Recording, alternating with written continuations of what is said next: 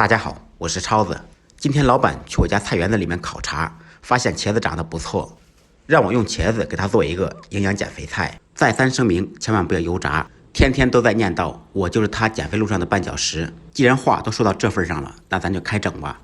首先把茄子清洗干净，茄子皮含有营养，就不用去了。洗好以后，用刀去掉根部，把茄子切成厚一点的薄片，厚度约为1到2厘米左右。别看这茄子个头挺大，但是它的内心一点都不老。事实证明，心态很重要。锅中加水加米，放上篦子，放上切好的茄子，下面熬粥，上面做菜，一举两得，非常完美。盖上盖子，上锅蒸10分钟左右。利用这个时间，我们兑一个料汁，准备2-3个小米辣，用刀切碎。不吃辣的可以不放。做茄子离不了大蒜，准备大蒜，用刀拍匀剁碎。大蒜稍微多放一点。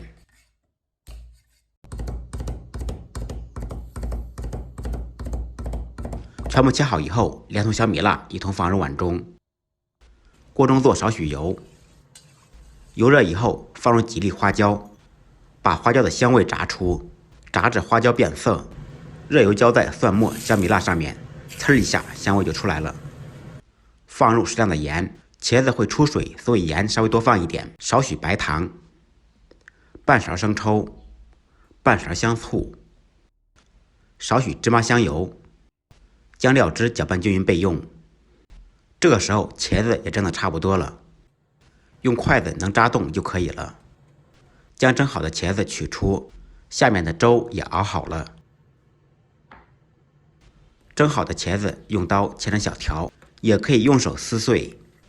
茄子里面的汁水千万不要倒掉，非常鲜美，而且很有营养。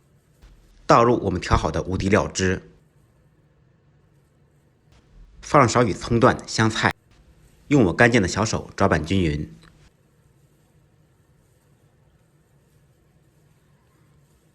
一道非常简单好吃的蒜蓉蒸茄子就做好了，原汁原味，味道鲜美，非常的下饭。本来老板想吃这道菜减肥的，一不小心多吃了2个馒头，这应该不能怨我吧。